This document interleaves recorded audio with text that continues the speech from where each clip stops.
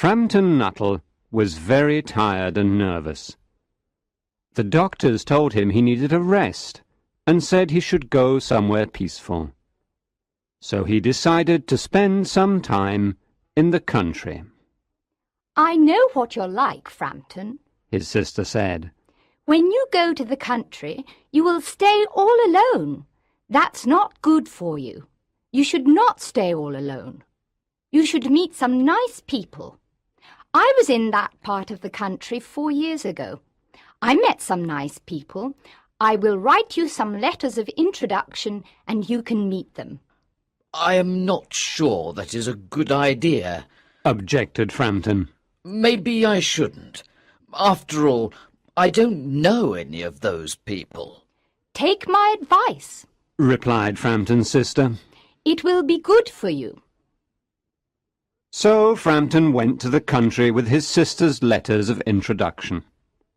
The first person he visited was Mrs. Sappleton. He knocked at the door of Mrs. Sappleton's house, and a young girl about 15 years old opened the door. It was Mrs. Sappleton's niece. Her name was Vera. "My aunt will be down in a moment, Mr. Nuttall," said the girl, who looked very mature and intelligent. "While you are waiting, I will try to entertain you. I hope you don't mind." "Oh, I will be happy to talk with you," replied Frampton. He did not want to offend the girl, but he wondered if going to meet new people was really good for his health. In fact, he felt quite nervous, and he hoped that Mrs. Sappleton was nice. "Do you know many of the people round here?"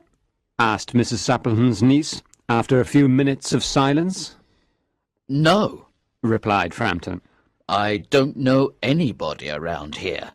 My sister stayed here 4 years ago, and she gave me some letters of introduction to some of the people here."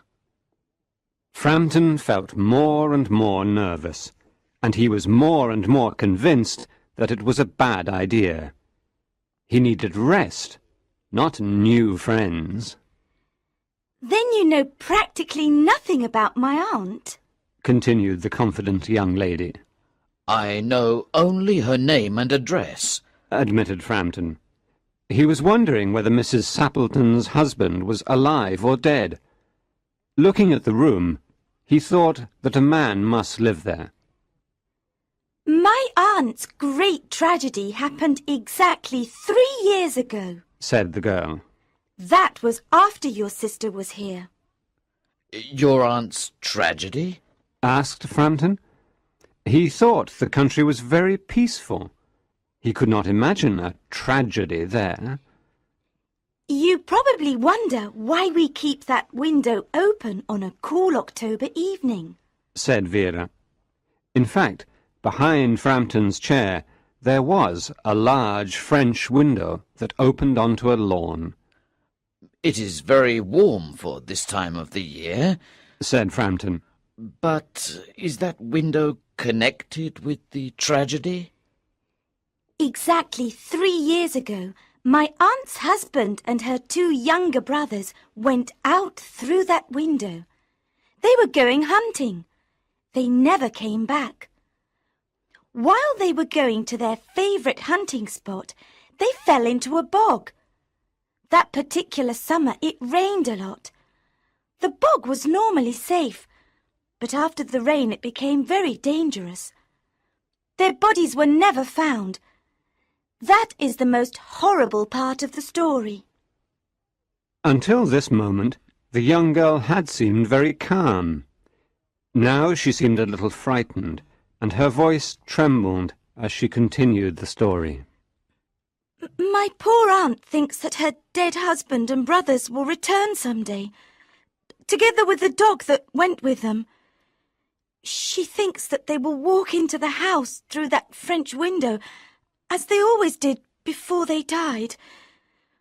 That is why that window behind you is kept open until dark. My poor aunt, she has often told me every detail of that terrible day, Her husband carried a white raincoat over his arm.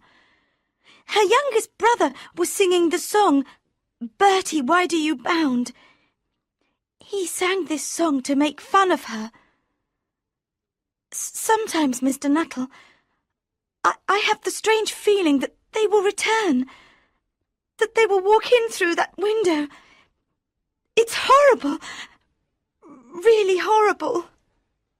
She stopped telling him her sad story. Frampton was happy when the aunt came back into the room. I hope my niece is entertaining you, Mr. Nuttall, Mrs. Sappleton said. She is very interesting, said Frampton nervously. I hope you don't mind the open window, said Mrs. Sappleton quickly. My husband and my brothers will be back from hunting soon. They always come into the house through that window. Today they went to the bogs to hunt for snipe. When they come home, I am sure they will make a mess of everything. You know what men are like. Mrs. Sappleton continued to talk about hunting. She told Frampton that there were not many snipes that year. She said that she hoped there would be a lot of ducks in November. To Frampton it was all completely horrible.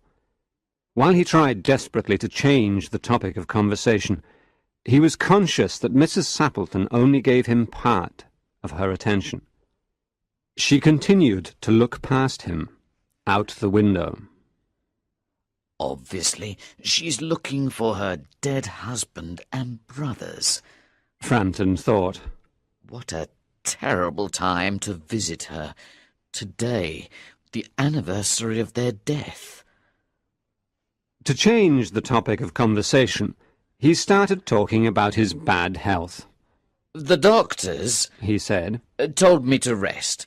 I should avoid mental excitement, and I should avoid all physical activity.